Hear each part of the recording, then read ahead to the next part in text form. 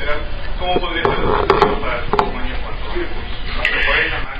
No, es buena. De hecho, Veracruz en los últimos años,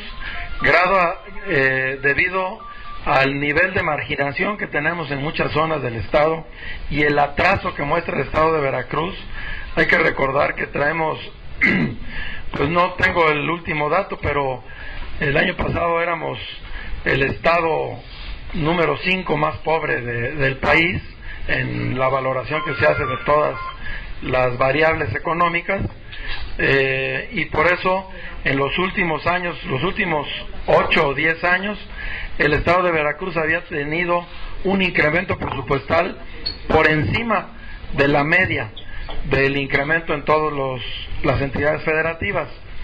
Este año estamos viendo que ya en cierta medida el incremento es inercial, equivalente al incremento que están teniendo en promedio todas las entidades federativas.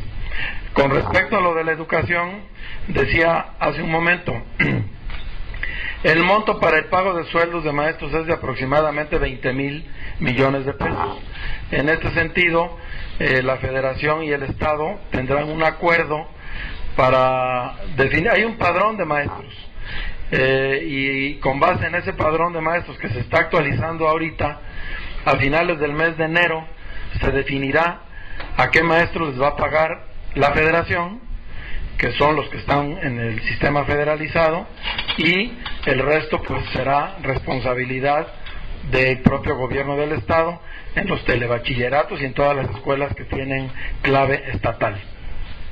Lo mismo sucede en el caso de las medicinas. Se está valorando cuánto ha invertido el gobierno del estado en medicinas en este año que termina, para que esa partida se sustraiga del presupuesto de salud para que lo ejerza directamente la Federación.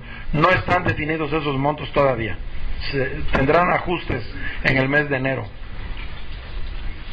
Oye, Juan, con tantas reformas que hay que todavía no comienzan a manejarse, como la petrolera, la política, se ve un resquebrajamiento ya del pacto de gobernabilidad que parece yo les... Mira, el Pacto por México ha sido un instrumento muy útil para el país, para que pudiéramos poner en sintonía, en orden, los compromisos de todos los partidos políticos y con el gobierno, de tal manera que hemos tenido productos legislativos muy importantes que de otra forma no hubiéramos podido sacar adelante, porque finalmente se asumen los compromisos, que salen esos compromisos de las plataformas políticas de los partidos. Es lo que no hay que olvidar. Los partidos propusimos ciertos temas en la campaña pasada, esos temas se pusieron en común y se adoptaron para ser discutidos o comprometidos en la mesa del pacto. Finalmente, en algunos casos, no en todos, han salido iniciativas que se generan en el acuerdo del pacto, otras que han salido directamente del Ejecutivo, en cierta medida consensuadas entre todos los grupos, y otras que han salido de los grupos parlamentarios, algunos del Senado, otros de la Cámara de Diputados. Pero al final de cuentas es un esfuerzo que se está haciendo como nación para que a todas aquellas reformas estructurales que no habíamos podido sacar empiecen a salir, como ya lo estamos viendo, ¿no? Entonces, por ejemplo, la educativa se hicieron planteamientos de hace muchísimos años y no nos poníamos de acuerdo. La del trabajo, que aunque no emerge del pacto, finalmente surge de un buen acuerdo entre todos los partidos. Tenemos 42 años sin modificar la ley federal del trabajo, ¿verdad? Nada más que los artículos que tienen que ver con los horarios, o el horario, o los días de puente. Pero finalmente, gracias a todos esos acuerdos, pues ahora la ley del trabajo le modificamos más de 400 artículos. Igualmente con la parte educativa, la parte de telecomunicaciones, que se habían realizado muchos esfuerzos, pero como había división de criterio en las fuerzas políticas, siempre se politizaba el tema. Ahora todos los grupos políticos salimos juntos en el tema de las telecomunicaciones y no se politizó y se hizo un producto muy importante. Yo creo que el Pacto por México ha funcionado hasta ahorita, yo le apuesto a que siga funcionando, todavía tenemos reformas importantes. Por ejemplo, tenemos pendiente una verdadera reforma hacendaria en el país. En esta miscelánea fiscal recaudatoria y regresiva que nos planteó Peña, pues se fue él solito por la libre y finalmente pues ahí vimos lo que fue, un champurrado de propuestas sin ton ni son, muy mal diseñada la reforma o la propuesta, de tal manera que no dejó contento a nadie y al final de cuentas pensamos nosotros que no va a provocar crecimiento económico como es lo que esperaríamos todos de una verdadera reforma hacendaria con rendición de cuentas, etcétera, ¿no?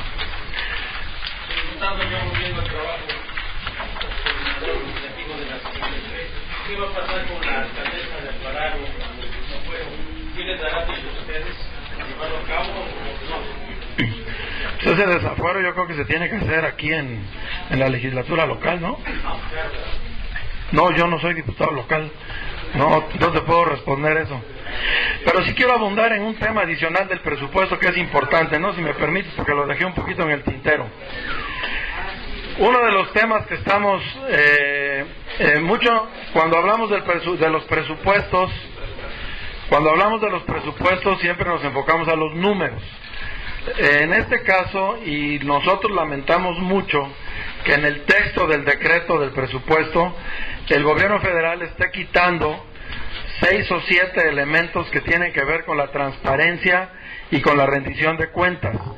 Por ejemplo, están quitando la obligatoriedad de la Secretaría de Hacienda de compartir a la Secretaría de la Función Pública los subejercicios que se vayan detectando durante el ejercicio presupuestal del año, y al mismo tiempo quitándole a la Secretaría de la Función Pública la responsabilidad de compartirle a la Cámara de Diputados los funcionarios que sean responsables de algunas de las actividades que van relacionando. Ese es un tema que para nosotros nos parece muy grave, pero más grave nos parece el hecho de que están quitando la obligación de reportarle a la Cámara de Diputados las fechas en las que se transfieren recursos a los estados para atender los temas de seguridad pública. Y también están quitando la obligatoriedad a los estados y a los municipios de reportarle a la Federación y Cámara de Diputados el ejercicio presupuestal de estos recursos que son destinados para la seguridad pública. En el decreto que hoy es vigente, tiene la obligación de reportar la fecha, el programa o qué proyecto y los montos y a dónde están destinando los recursos federales a atender los problemas de seguridad pública. Y en este caso los están quitando. Por eso es que estamos preocupados, son una serie de elementos. Por otro lado, anuncia con bombo y platillo el gobierno federal que va a apoyar al campo, pero en el presupuesto le quitan, por ejemplo, el subsidio que hoy es muy importante a la empresa Agroacemex para asegurar los cultivos de los productores mexicanos. Le quitan el apoyo al FIRA, le quitan apoyo a FOSIR, le quitan apoyo a la financiera rural para capacitación en extensionistas financieros, que son quienes hacen los estudios financieros y las solicitudes de crédito para la gente del campo. Entonces, hay elementos en el presupuesto que actualmente nos preocupan y que esperamos que en esta próxima semana, antes del día 15, los podamos subsanar para tener un presupuesto que ya funcione mejor que lo que ha propuesto ahorita el presidente Peña. Ahora sí, perdón. Pero aún así, o sea, si de todos modos, aunque tengan la facultad, ustedes nada más revisan, pero no se ha puesto a la casa ningún alcalde por no por daño patrimonial o algo así. No, o sea, nada más revisan ustedes, pero de hecho ustedes no pueden hacer nada. Se revisa la Auditoría Superior de la Federación, que es un organismo que depende de la Cámara de Diputados, le da vista al Ministerio Público, a la PGR, y la PGR es quien hace todos sus procedimientos. Ha habido, hasta donde tengo entendido, en este año, poco más de 7,000 funcionarios sancionados por estos asuntos, y la responsabilidad de meter a la cárcel a un presidente municipal corresponde a las instancias estatales, a las legislaturas locales, a partir de las investigaciones o auditorías que en el caso de Veracruz haga el ORFIS. Pero hemos visto lamentablemente que hay contubernio, complicidad entre el ORFIS y algunas alcaldías que evidentemente hemos visto son altamente corruptas. La gente ha señalado el desvío de recursos, todo el mundo lo ve, menos el ORFIS y la legislatura local. Señor, ha habido diferentes reformas energéticas, necesarias, por la que causó polémica e incluso el caos en nuestro país, fue la educativa. ¿A qué le acredita usted esta situación? Pues yo le acredito la educativa al hecho de que no hubo una buena comunicación de las dirigencias sindicales con sus agremiados. Ese es el primer problema. En la Cámara se hicieron consultas, fueron todos los que quisieron ir a dar sus comentarios y planteamientos. Asistieron a esos foros pues líderes sindicales de muchos lados del país. Se compartió la información y finalmente se sacó la reforma. Cuando salió la reforma hubo quienes no la conocieron adecuadamente de principio y se fueron con versiones que desvirtuaban el fondo de la reforma. Unos la tachan de laboral cuando no tiene nada de laboral, otros tienen el escepticismo de si van a perder sus plazas, lo cual es totalmente falso. Y al final de cuentas lo que persigue esta reforma tiene que ver con mejorar la calidad de la educación, y para eso pues la formación de los maestros, etcétera. Y cabe decir que en la reforma está, por ejemplo, el fortalecimiento a las escuelas de tiempo completo.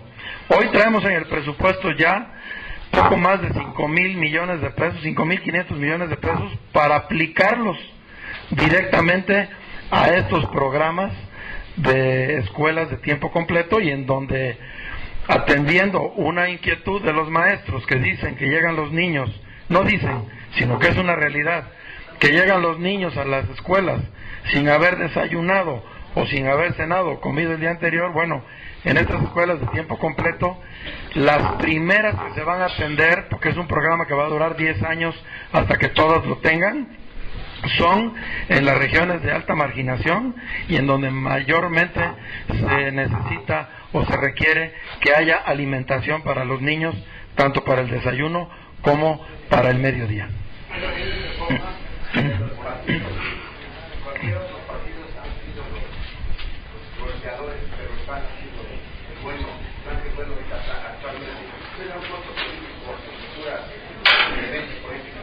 Mira, en el caso de las reformas y las decisiones que se toman en el Congreso de la Unión, cada diputado o senador o cada grupo político se hace cargo de su propia responsabilidad y de su voto.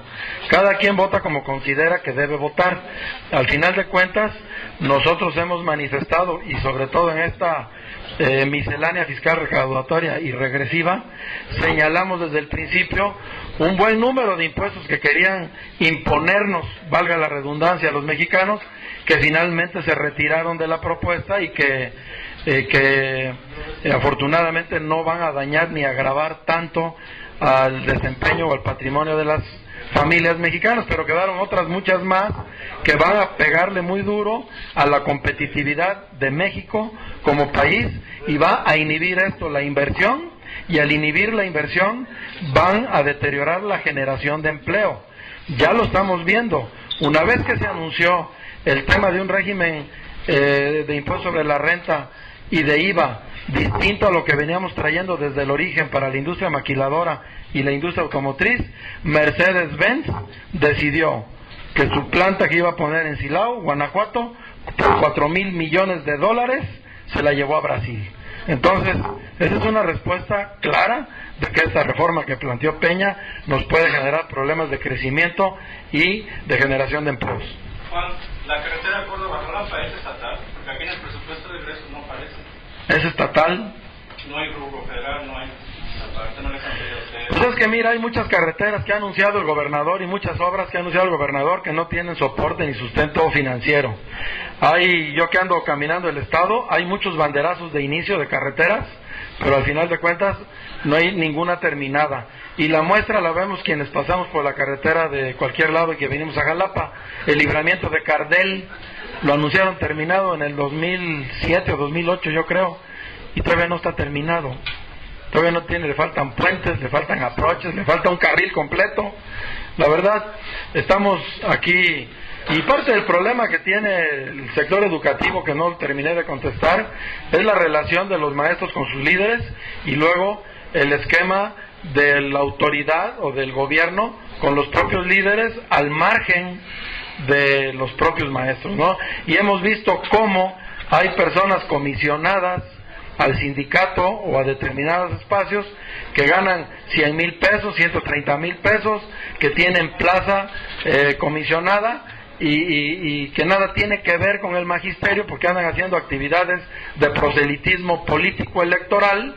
Y eso es lo que les molesta a los maestros, que tienen un salario de 7,500 pesos y ven gente que nunca ha estado al frente de un salón de clases cobrando 130,000 pesos, por ejemplo, de sueldo como comisionado con 12 plazas de maestro, y que, pues la verdad, ese es el disgusto de los maestros realmente. No es tanto la reforma, ni las valoraciones, ni las evaluaciones, sino el manejo político que han hecho los gobiernos y gobiernos de todos los partidos. No quiero decir ni sacar la mano de esto.